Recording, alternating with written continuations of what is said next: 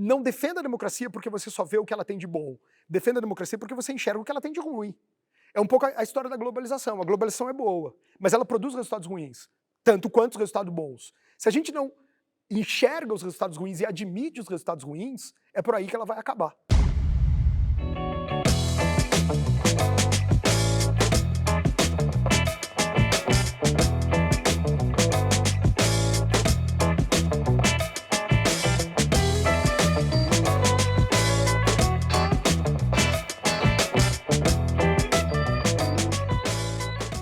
Canal Brasil, em parceria com a Brasa em Casa 2022, tenho o prazer de entrevistar agora Vinícius Miller, que é historiador econômico e professor do INSPER. Vinícius, muito obrigado por estar aqui conosco. Vinícius, você tem um trabalho muito voltado para a história econômica, mas especificamente voltada, uma preocupação em relação a políticas públicas, né, e o impacto que elas têm no desenvolvimento social, no enriquecimento e na sensação de bem-estar, ou o contrário disso, né, a não se conseguir transformar a realidade no local através de políticas públicas. Mas uma característica do seu trabalho é uma preocupação específica com políticas públicas locais, regionais. Num artigo seu recente, você inclusive citou uma frase que eu vou utilizar aqui, que demonstra, eu acho, essa sua preocupação. Você escreve: saneamento básico, educação, oportunidade de trabalho e geração de riqueza, habitação, acesso à saúde e segurança são, no mínimo, tão capitais do desenvolvimento quanto o debate sobre proteção à indústria ou taxas de juros. Vinícius, qual a importância desse fator regional para o desenvolvimento econômico? É muito grande. Na verdade, a preocupação começou a partir de duas questões. A primeira delas é: o Estado brasileiro é muito grande, sempre foi. E nós acreditamos ao Estado a liderança do nosso processo de desenvolvimento. Dito isso, o modo como o Estado se posiciona cria, no prazo mais alongado, não só resultados objetivos, mas ele sinaliza moralmente como é que a sociedade deve funcionar. Então essa era uma preocupação importante. A segunda preocupação é que o Brasil é muito grande, o Estado é grande e o Brasil é grande. E, portanto, como que as regiões entendiam, as pessoas das regiões brasileiras entendiam a posição que o Estado assumia, não só como uma política pública mais objetiva, mas como isso ia construindo em cada região brasileira uma sinalização moral do que é mais importante, do que é menos importante. Eu comecei a perceber que isso era muito diferente entre as regiões brasileiras. E aí eu fui buscar, portanto, na história brasileira, quais são os elementos. Enfim, tem um viés meu de destacar a questão educacional, por exemplo, mas quais eram os elementos que, sob responsabilidade dos governos regionais, são importantes ou foram importantes no desenvolvimento e nos resultados que essas regiões tiveram. A educação sempre foi, principalmente a educação básica, sempre foi elemento sob a responsabilidade dos governos regionais. Isso já estava na primeira Constituição brasileira, em 1824, Constituição do Dom Pedro I. Já estava lá que a educação básica era a responsabilidade dos governos regionais. Assim como, por exemplo, investimento em obras de infraestrutura, iluminação, alguma coisa na área de saúde pública, também sempre foram coisas ligadas ao governo regional. E no final das contas, o que eu tento achar é que essas questões foram mais importantes para determinar o nível de desenvolvimento alcançado pelas regiões brasileiras. Vamos lembrar que as regiões brasileiras apresentam níveis muito diferentes entre si de desenvolvimento ao longo do tempo. Mas que essas questões, então, que estavam muito mais vinculadas ao comportamento dos governos regionais, tinham sido muito mais importantes para o desenvolvimento do que aquelas que a gente entende como uma política nacional. Então, no fundo, é o cruzamento entre essas duas coisas que me chamava a atenção. E as pesquisas, enfim, já escrevi livros sobre isso, de alguma maneira comprovam, né? Quer dizer, tem fortes indícios, documentação que mostra isso. No meu caso específico, eu estudei muito a questão educacional. A diferença entre as regiões brasileiras no trato orçamentário e, portanto, mensurável, relacionado a gasto com educação básica é muito grande. E isso educação básica, financiamento e autonomia regional, não? Exatamente, que vai discutir exatamente isso. A diferença é muito grande. O modo como, por exemplo, o estado do Rio Grande do Sul se comportou por períodos longos, né? Não é nunca pontual, é sempre período longo. como o Estado do Rio Grande do Sul se comportou por um período longo em relação ao modo como ele hierarquizava os gastos públicos, dando destaque nessa hierarquia ao gasto com educação básica, é muito diferente de outras regiões. E isso tem impacto, evidentemente, no modo como a região se desenvolve ao longo do tempo. Então essas diferenças, de fato, me convenceram de que a gente precisaria olhar para o processo de desenvolvimento, e não só para o processo de desenvolvimento, mas em conjunção esse processo com as diferenças de desenvolvimento entre as regiões brasileiras, para questões regionais e não questões identificadas como nacionais. Você está falando de hierarquia, né? Nas suas pesquisas, por exemplo, você se aprofundou muito na educação básica, especificamente, e pegou estados de diferentes regiões do Brasil e fez uma análise de décadas mesmo do investimento que foi feito, né? Como é que você percebeu essa hierarquização? Como é que você quantificou essa hierarquização e os resultados sociais delas? Sim. O que a sua pesquisa mostrou? Sim, a pesquisa, o resultado ou a mensuração é feita a partir de dados oficiais. Dados de orçamento das regiões, de gastos públicos, de receitas públicas, enfim, e a distribuição que cada região fazia desses recursos. A partir daí a gente tem documentação, quer dizer, a documentação no Brasil não é muito organizada, a gente tem muita dificuldade ainda com isso, né? Os historiadores, as historiadoras profissionais têm alguma dificuldade com isso, mas de qualquer modo tinha um corpo documental amplo o suficiente para que a gente tivesse, por exemplo, como você falou, eu consegui reconstruir todos os gastos públicos e receitas públicas, tanto, portanto, o recolhimento quanto os gastos do governo, por 80 anos, todos os anos, de vários estados brasileiros. Então a gente tem essa documentação. Ela é difícil, mas ela existe. E ela mostra essa hierarquização. Posso dar um exemplo muito objetivo para você. Durante 80 anos que eu pesquisei, que foi entre 1850 e 1930, o gasto da província e depois Estado de São Paulo com educação básica foi o segundo maior. O primeiro era com obra de infraestrutura, fundamentalmente estrada. São Paulo sempre gostou disso, sempre gostou de estrada, enfim, tem uma tradição nisso e que aparece nessa documentação e aparece como que os agentes públicos justificavam isso à sociedade. Então eles justificam dessa maneira na documentação. Olha, nós temos que fazer estradas, é isso que vai fundamentar o nosso desenvolvimento. O Rio Grande do Sul, Santa Catarina, o gasto maior era com educação básica. Já estado, por exemplo, como Pernambuco, província, depois estado de Pernambuco, o gasto com educação básica era o quarto ou quinto na lista se hierarquizarmos esses gastos públicos. Isso revela, em longos períodos, repito, então isso revela como que esses governos ou essas regiões criavam pactos locais em relação à distribuição do dinheiro público. E o modo como você cobra imposto, de quem você cobra imposto, e o modo como você gasta o recurso público é um dos elementos mais, ou são dois dos elementos mais importantes para a gente entender o pacto social de qualquer sociedade. Então o que eu estou tentando fazer é entender esse pacto social por regiões, a partir desses elementos ligados à política pública e como que cada região hierarquizava esses gastos. O impacto no desenvolvimento, para mim, é bastante claro, né? Regiões que, quer dizer, em resumo, para qualquer pessoa que você perguntar, o que impacta mais no desenvolvimento econômico e social de longo prazo? Investir em escola, investir em estrada ou investir em salário de funcionário público? É investir em escola. Ninguém vai responder diferente.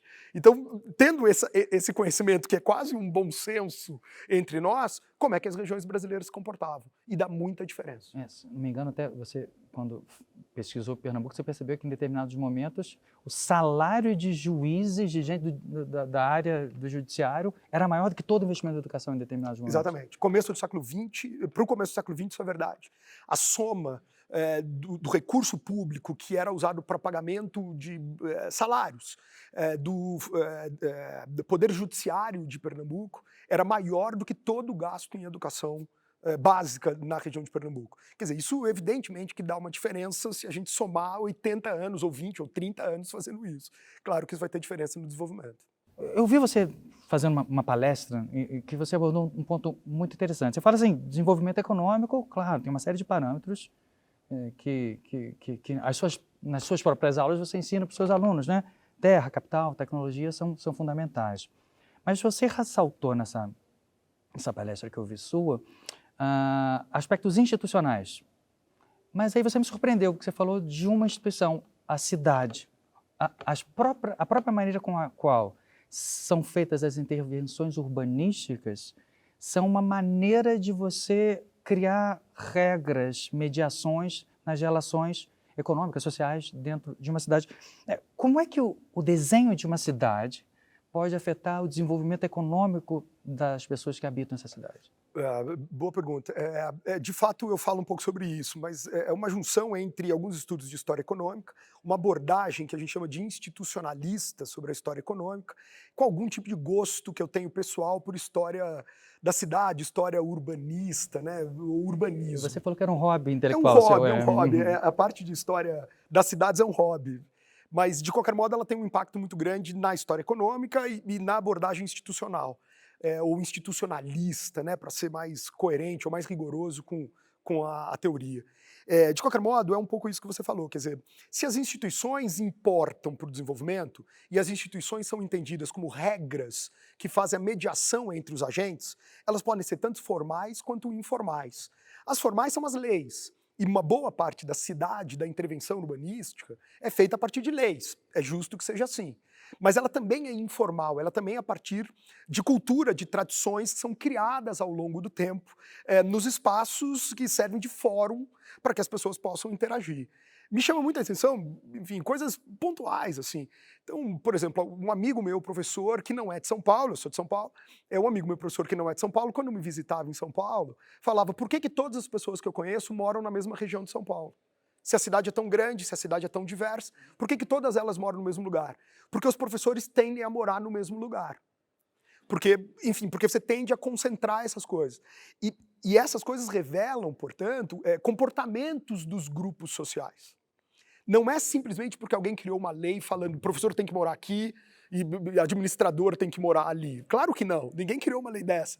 Mas a própria movimentação da cidade vai fazendo com que a gente escolha lugares da cidade, como uma cidade grande como é São Paulo, que nos sirvam de parâmetro, que tenham essa identidade que nós imaginamos, cada um de nós, que temos, né? Portanto, isso mexe muito com a maneira como a cidade se organiza. Nesse sentido, e aí a palestra a que você se refere, eu falava muito sobre a cidade de São Paulo. A cidade de São Paulo é um pouco tardia na sua apresentação de uma certa modernidade do que é, por exemplo, em relação ao Rio de Janeiro. O Rio de Janeiro era a capital, enfim, e passou por essa maneira de construir uma modernidade um pouco antes de São Paulo. Quando São Paulo fez isso, os imigrantes já estavam muito incorporados à cidade de São Paulo. E esses imigrantes foram fundamentais para a gente entender uma série de atividades econômicas aqui em São Paulo. A indústria, boa parte dela em São Paulo, tem a ver com os imigrantes. Uma parte do comércio em São Paulo tem a ver com os imigrantes. E, portanto, quando os imigrantes presenciam essa transformação da cidade de São Paulo, que tem uma lógica urbanística, e eles estão ligados a atividades econômicas, é o modo como a gente vai identificar essas atividades econômicas na cidade de São Paulo. As regiões da cidade de São Paulo que vão incorporar essas atividades. A indústria é um caso clássico, perto do Rio, né, na beira do Rio Tietê, onde tem os bairros dos imigrantes, muito já comentado em literatura e tal. Então é muito visível isso se a gente tem um olhar um pouco histórico para o desenvolvimento da cidade. Agora, tem uma dimensão mais abstrata, que é um pouco a base para entender isso. Como que um projeto de intervenção urbanística revela uma certa ideia sobre o desenvolvimento? E aí a gente tem vários exemplos de grandes intervenções urbanísticas que mostram isso. Por exemplo, quando, muito tempo atrás, Lisboa passou por um terremoto, a reconstrução da cidade de Lisboa foi feita a partir de uma posição ideológica do governo de Lisboa, não, do governo português, que era o Marquês de Pombal, famoso Marquês de Pombal. Ele cria uma avenida chamada Avenida da Liberdade. Ele está evidentemente fazendo uma vinculação a todo o debate do século XVIII que vinha da França, do Iluminismo. Não à toa, a intervenção urbanística em Paris, 100 anos depois, vai ter a Avenida da Liberdade em Lisboa como inspiração. E perceba, é uma dica, né? Quer dizer, a intervenção urbanística em Paris, da modernidade parisiense do final do século XIX, ela te leva a um ponto, quer dizer, ela sai do Arco do Triunfo e vai ao Museu do Louvre. É uma linha reta, é o progresso, ela te leva para algum lugar. Quando você compara, por exemplo, com Viena, que também teve uma grande reformulação urbana no final do século XIX e fazia uma espécie de contraponto intelectual ao que estava acontecendo na França, Viena não é reta a linha, é uma curva, é a linha em forma de anel, ou é a avenida em forma de anel, que tem muito a ver, portanto, com uma perspectiva ideológica. Nós temos que, de algum modo, proteger o centro da cidade, com um anel em torno desse centro, porque aquele grupo do poder que está no centro da cidade de Viena deve ser protegido. Viena é mais conservadora, a tradição monárquica em Viena é muito mais conservadora do que uma tradição republicana da França, que vai elencar a questão do progresso como sendo mais importante. Então as reformas urbanísticas, no fundo, têm uma lógica ideológica, filosófica, elas pensam no desenho da cidade, na intervenção, e ao pensar nisso, elas criam regras de convivência. Essas regras de convivência impactam no modo como nós distribuímos as atividades econômicas.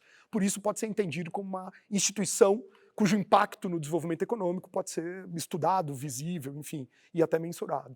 Vinícius, deixa eu elevar uma camada, falando agora do Brasil como um todo, uma chaga histórica que o Brasil tem, que é a profunda desigualdade, né, que marca a história do Brasil. Nos últimos anos, até um fenômeno que imaginávamos em relação a ele já está nos distanciando, a fome voltou, nos últimos 2, 3 anos, voltou a ter um fenômeno de fome no Brasil mesmo. Além da desigualdade, o Brasil também tem uma questão, pelo menos no passado recente, de mesmo nos períodos em que cresce mais, cresce menos do que estados de economia comparável, do que o resto do mundo. Existe algum tipo de consenso entre historiadoras econômicos que explique, ou pelo menos crie alguma chave de interpretação do fenômeno? Por que o Brasil, mantém uma desigualdade colossal, provavelmente a maior do mundo ocidental, ou uma das maiores, e também cresce menos do que estados de economia comparável há muito tempo, mesmo quando o próprio Brasil está crescendo bastante? Olha, consenso longe disso. Exato, consenso longe disso. Senão não teríamos debate, foi muito difícil que tenhamos consenso. Acho que tem duas discussões aí, duas dimensões dessa discussão. A questão da desigualdade, eu costumo falar muito isso. A desigualdade é um valor. A desigualdade, ela não é... O meu exemplo é sempre um pouco agressivo para chamar atenção, enfim, e tentar criar esse impacto mesmo no debate. Possivelmente seja unânime, ou muito perto disso, que a gente trate, por exemplo, o nosso passado escravista como sendo a maior representação da desigualdade na nossa história. Quer dizer, eu não tenho nenhuma dúvida que boa parte, se não toda é um exagero meu possivelmente, mas uma parte muito grande da desigualdade no Brasil tem a ver com o nosso passado escravista, tem uma relação direta com o nosso passado escravista.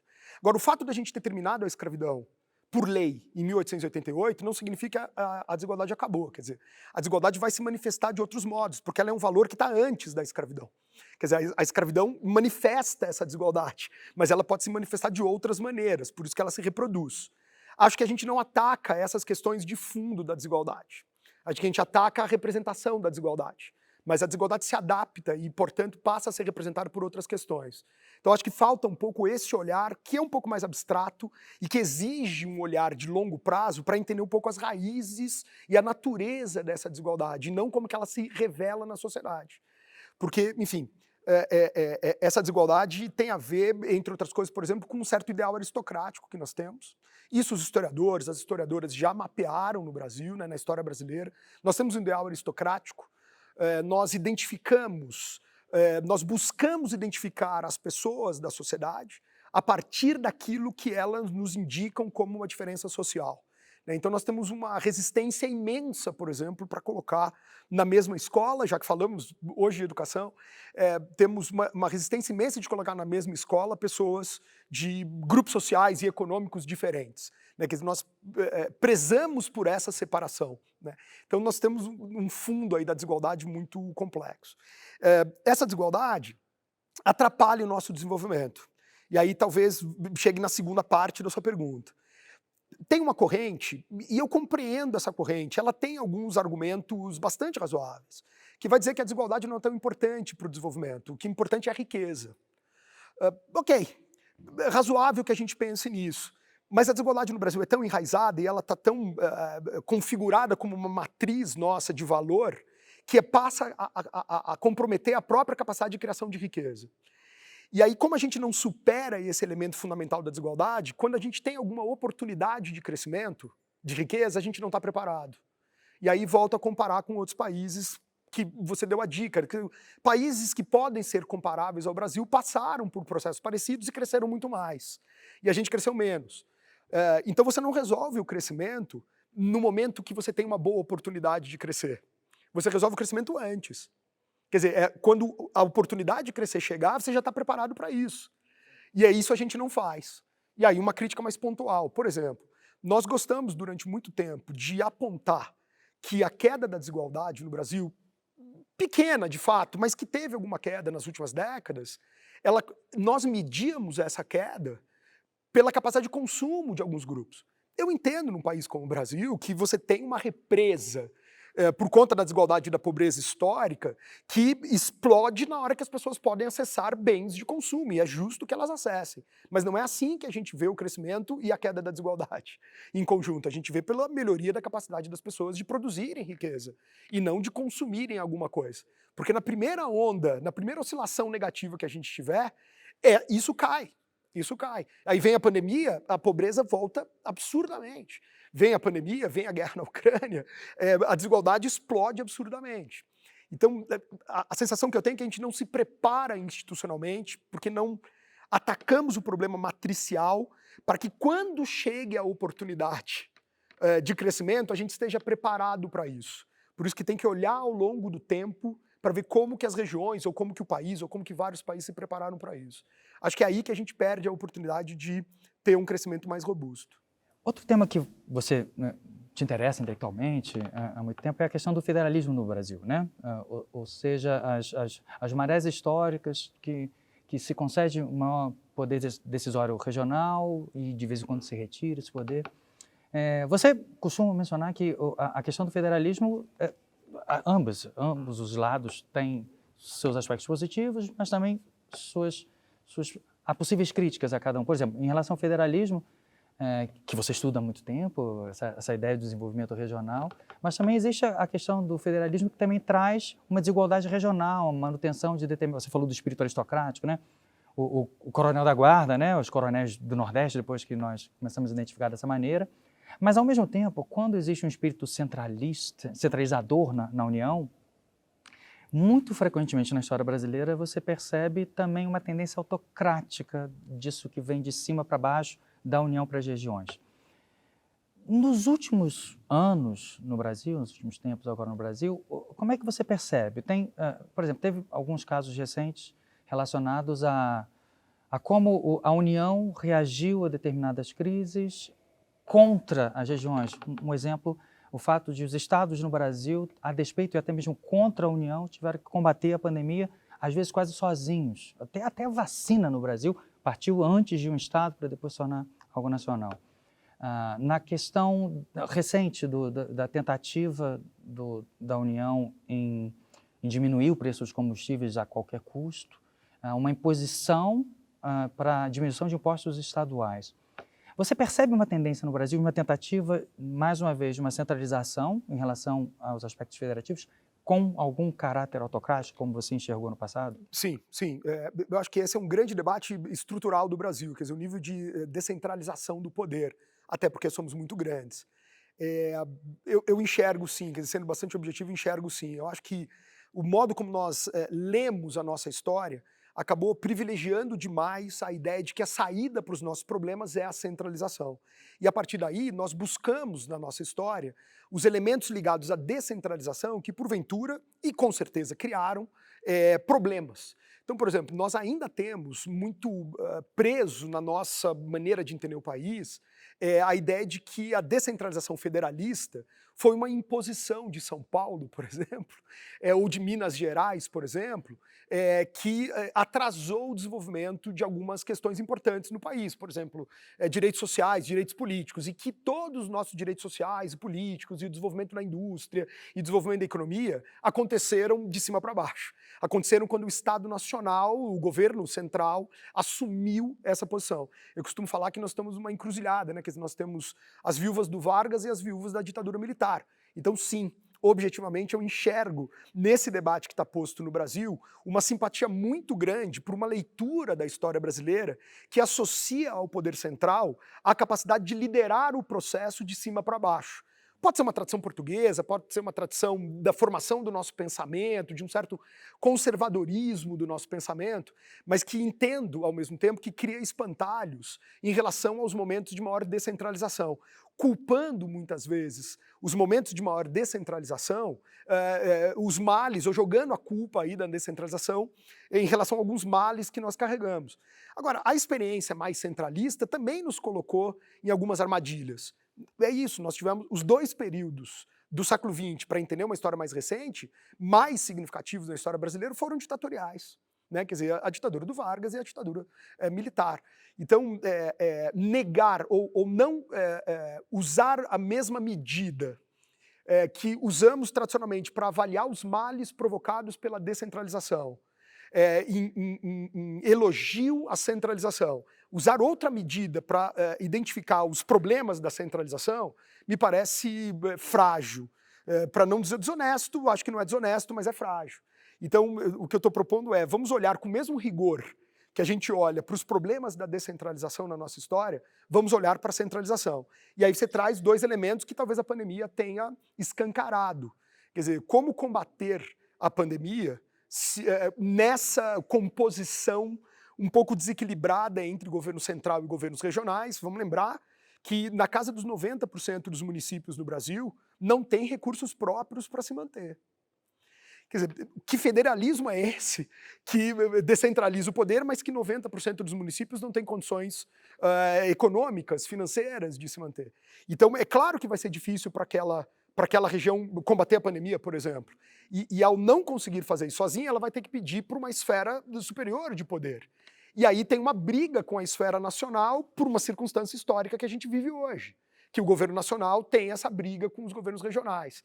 Isso mostra, portanto, o problema de uma lógica centralista que é muito elogiada, né? Mesmo que as pessoas que elogiem não admitam o risco de elogiar esse centralismo e ser, no final das contas, defensoras de governos que foram ditatoriais, mas que a gente acaba, enfim, olhando com duas medidas para essas duas questões de centralização ou descentralização. Então, sim, acho que temos um risco de perdermos um pouco a descentralização ou não valorizarmos um pouco o que de bom tem na centralização por conta desse desequilíbrio que o federalismo brasileiro apresenta e uma má interpretação dessa nossa história que acaba elogiando demais as posições centralistas.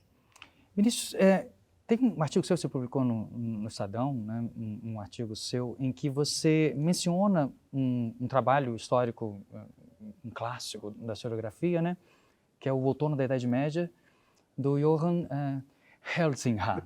Huizinga para nós íntimos aqui no Brasil, né? Se escreve Huizinga, nós lemos assim.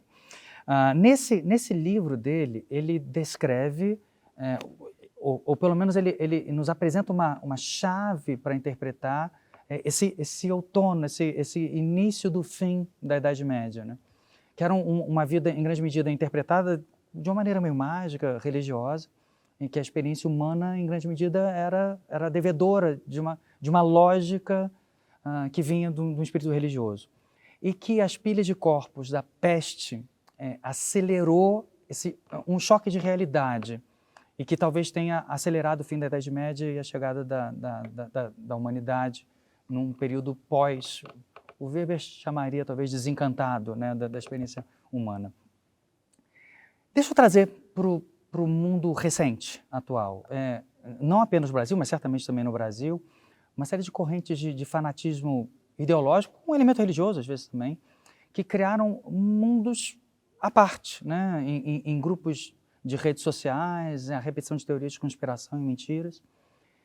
Será que não estamos chegando nesse outono, depois das pilhas de corpos da Covid-19 ou, mais recentemente, no Brasil e em outras regiões do mundo, a falta de comida na geladeira? Será que a realidade não vai se impor, ou uma oportunidade de novamente a realidade se impor a um pensamento meio mágico? Olha, muito difícil sua pergunta, né? Primeiro porque vai buscar lá no Johann Huizinga, como a gente chama aqui no Brasil, que é um escritor clássico, enfim, escreveu uma obra-prima que é o Outono da Idade Média. A ideia de fim, né? Quer dizer, o Outono da Idade Média, a ideia do fim. E você tem razão, recentemente a gente vem discutindo muito a perspectiva do fim, né? É o fim da democracia, é o fim da Constituição de 88, é o fim da Nova República, é o fim da liderança americana, né? Enfim, a gente está o tempo todo discutindo isso. Acho que sim, tem um historiador bastante polêmico, o Niall Ferguson, que ele fala que o mundo que você constrói, você demora muito para construir, mas ele pode cair de um dia para o outro. E ele não cai de um dia para o outro, ou o risco dele cair de um dia para o outro deve ser combatido quando você, ou pela defesa que você faz cotidiana dos valores fundamentais daquele modelo. Então, se nós estamos defendendo a democracia, nós temos que defender a democracia todos os dias, porque senão ela vai cair, porque ela vai entrar no outono. E ela entra no outono um pouco no espírito da sua pergunta. Ela entra no outono porque as pessoas associam a democracia, por exemplo, que é o meu exemplo agora, a alguns problemas que eles enfrentam na vida. A realidade se impõe. Então o que eu falo para quem está defendendo a democracia é o seguinte: não defenda a democracia porque você só vê o que ela tem de bom. Defenda a democracia porque você enxerga o que ela tem de ruim. O problema é que quem defende a democracia, e eu sou um deles, tende a olhar aquilo que ela tem de bom e defender o que ela tem de bom. Porque não quer levantar, olha, isso ela tem de ruim.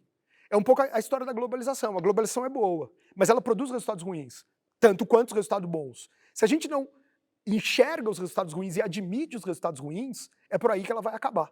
É por aí que a gente critica esse modelo.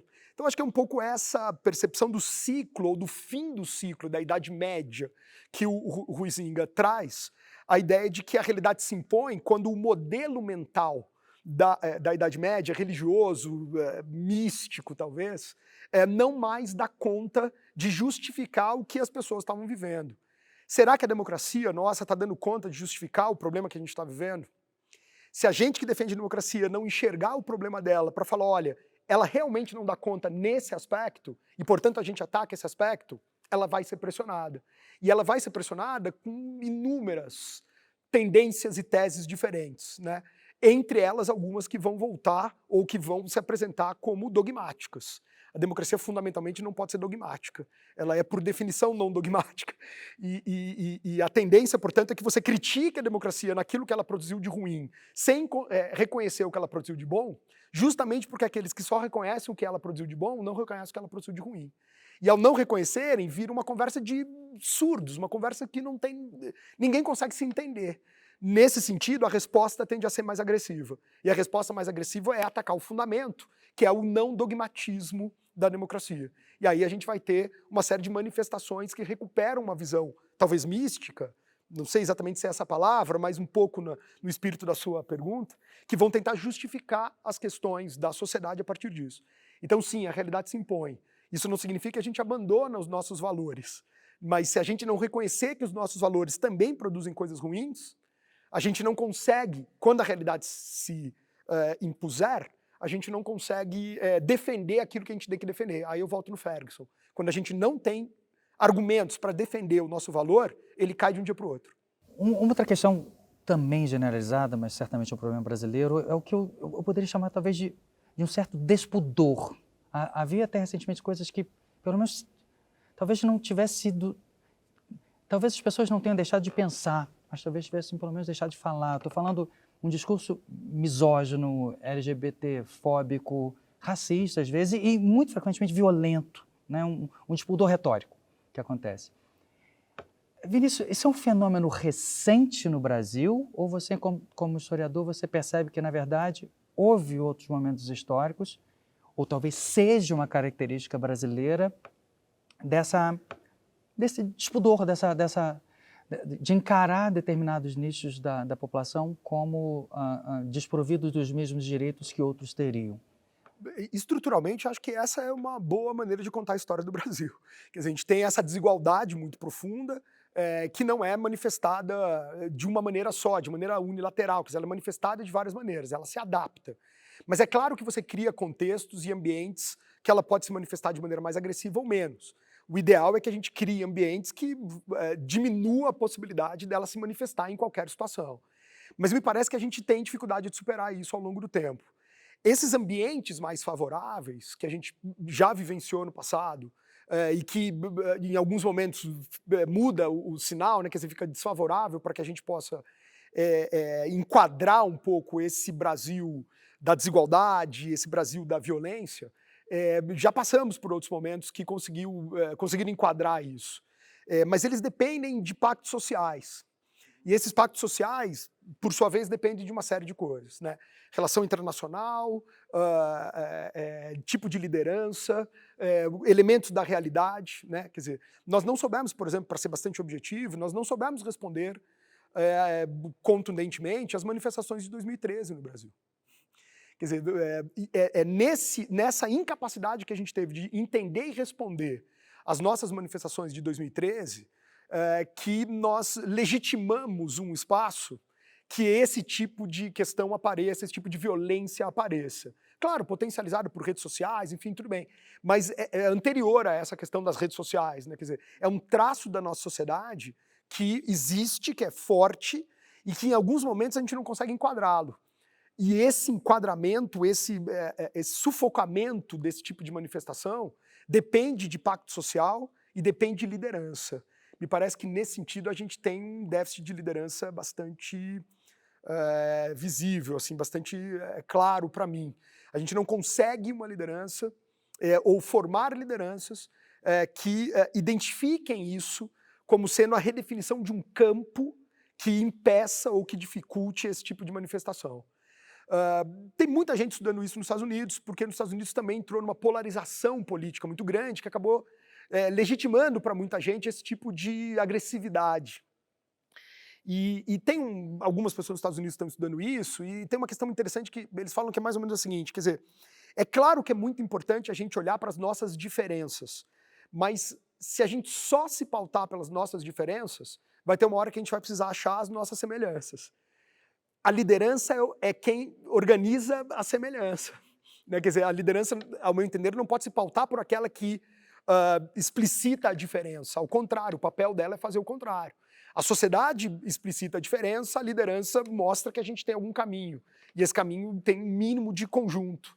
Temos dificuldade de fazer isso, né? Temos um certo saudosismo de algumas lideranças, mas dificuldade de criarmos uma liderança nesse sentido. Repito, por isso, até fazendo um pouco em círculo. O Brasil é muito grande e muito diferente. Achar que nós faremos isso sem olhar para essas diferenças regionais, volta à minha primeira questão, a primeira questão que você levantou, legitimar demais uma política de cima para baixo, uma política centralizada, que não dá conta de identificar esses problemas que estão se impondo na nossa realidade. Basta que se olhe, ao meu entender, o mapa eleitoral do Brasil nas últimas 4, 5 eleições. E a gente vai ver nitidamente os eixos dentro do Brasil que votam em X ou em Y. A gente vai ver nitidamente, é só olhar para isso. Como a gente tem nos Estados Unidos, estados vermelhos e estados azuis. A gente vê isso no Brasil. Se a gente não conseguir identificar algo que seja comum a esses dois eixos no Brasil, nós vamos aprofundar essa discussão. E quanto mais profunda for essa discussão, eu brinco sempre nas minhas aulas, mas a gente vai estar na linha que separa o campo da arquibancada. E a briga acontece quando a gente sai do campo, a gente está em cima da linha. Qualquer escorregada, a gente sai do campo. É lá que a briga vai acontecer. A pergunta é, nós precisamos dessa briga para projetar o nosso desenvolvimento? Tem gente que acha que sim. Eu, particularmente, acho que não. Acho que ela só vai nos atrapalhar. Vinícius, você escreveu 2 artigos encadeados. Você os chamou de A República em Saltos, né? Neles, e me corrija se eu tiver interpretado erroneamente, tá? Você fez uma série de análises de determinados eixos, tendências ocorridas no primeiro dos seus artigos antes da Revolução de 30. Tá? Você percebeu uma série de transformações sociais que estavam acontecendo no Brasil naquele momento, transformações econômicas, a estrutura política, governamental daquele momento e até mesmo a questão estética, a Semana de 22, né, que acontecia naquele momento. Revolução de 30. No seu segundo artigo, você, que declaradamente fala, esse aqui é o segundo de 2 artigos, você menciona tendências nessas mesmas áreas que estariam acontecendo no Brasil atualmente. Por exemplo, um deslocamento até da vitalidade econômica do Brasil para uma determinada região, centro-oeste, o agronegócio, novos atores sociais, como o movimento evangélico de hoje em dia, uma percepção de parte da população brasileira de uma política que é uma coisa suja, e até mesmo esteticamente falando, com a ascensão do movimento sertanejo, talvez. Isso você escreveu em abril de 2020 e você demonstrou uma preocupação de que aquilo que nós, brasileiros, brasileiras, levamos décadas para conseguir, você mencionou democracia, estabilidade econômica, proteção social, será que a continuação dessa tendência poderia levar a um resultado assemelhado, uma ruptura democrática? Isso você escreveu em abril de 2020. Eu queria saber duas coisas. Se você continua pensando daquela mesma maneira, nesses eixos, e se você continua a acreditar que isso poderia vir a representar uma ameaça a uma ruptura democrática no país? Olha, eu acho que sim, quer dizer, a ameaça eu acho que está dada. Talvez o que a gente discuta seja em que grau, quer dizer, quão perto dessa ruptura nós estamos. Eu não acho que nós estamos tão perto assim dessa ruptura, mas a ameaça existe. Quer dizer, não é o período mais tranquilo para a gente pensar o modo como nós organizamos os últimos 30, 40 anos no Brasil. Nesse sentido, o que eu quis dizer com esses artigos é que há um vício, talvez, da nossa análise, de separar muito uma questão dicotômica entre centro e periferia. Mas o mundo contemporâneo, ele dilui a perspectiva de centro e periferia porque ele cria centros muito variados e periferias muito variadas. Então, do ponto de vista cultural, o centro do Brasil nunca foi São Paulo. O centro do Brasil é o eixo Rio-Salvador. Agora, do ponto de vista econômico, faz tempo que o centro é São Paulo. Então, a depender de como a gente hierarquize esses vários centros, a gente tem um olhar diferente sobre a sociedade. Quando eu me referia, por exemplo, a esse eixo interiorano brasileiro, que hoje carrega uma parte do centro econômico, que é fundamentalmente o agronegócio, que forma um eixo do Rio Grande do Sul até o Mato Grosso, e agora já começa a se desdobrar para regiões do interior do Nordeste, Bahia, Maranhão.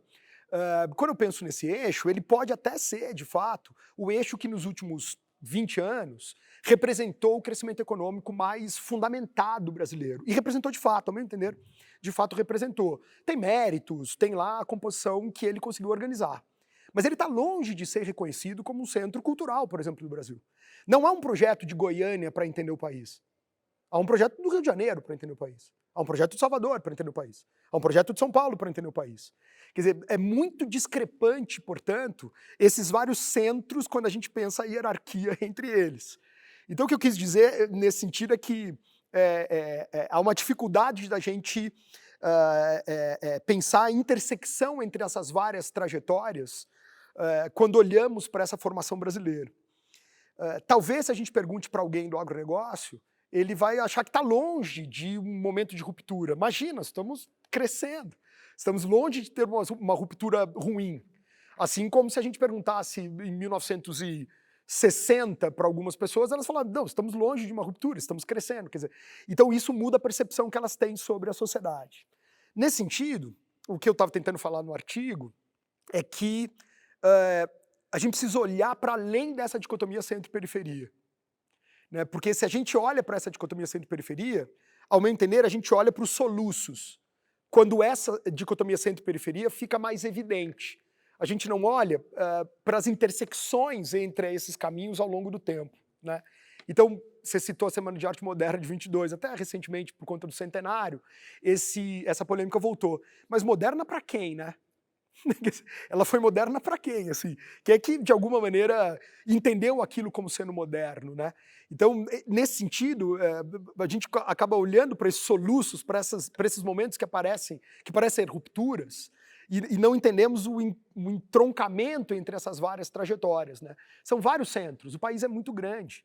Hoje não dá para entender mais o país se não tiver o olhar sobre o crescimento dos evangélicos dos últimos 30 anos. E não em oposição. Quer dizer, não é uma briga entre centro e periferia. Eu não posso tratar os evangélicos como centro ou como periferia. Quer dizer, é pouco para entender.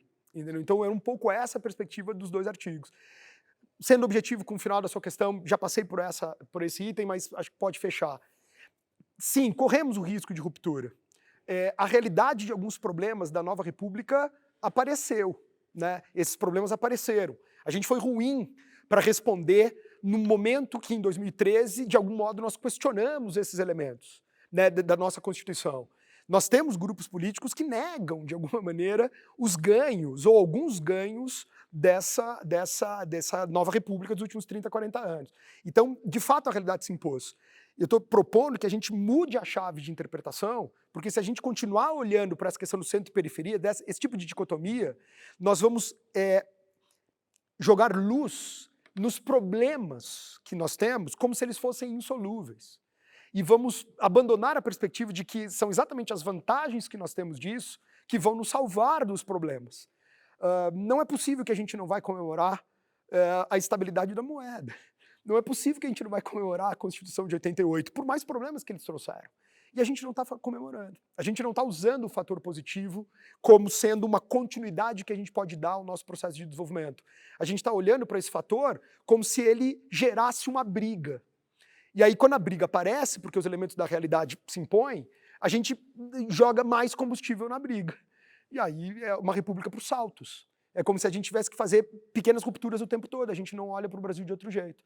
É um pouco a perspectiva que diz o seguinte, que os nossos problemas teriam sido resolvidos no passado se a gente tivesse uma guerra. Então, por isso, eu tenho que defender uma guerra. Claro que não. É uma instrumentalização do olhar sobre a trajetória brasileira. Então, eu estou pedindo para que a gente mude o nosso olhar, para que a gente não jogue mais lenha nessa fogueira, porque senão, aí sim, aquilo que é ruim do nosso modelo vai dominar de tal forma que a gente vai chegar muito perto da ruptura. Não sou tão desesperançoso assim, acho que a gente está fazendo esse exercício, mas acho que, enfim, ainda estamos no meio do caminho, precisamos amadurecer isso.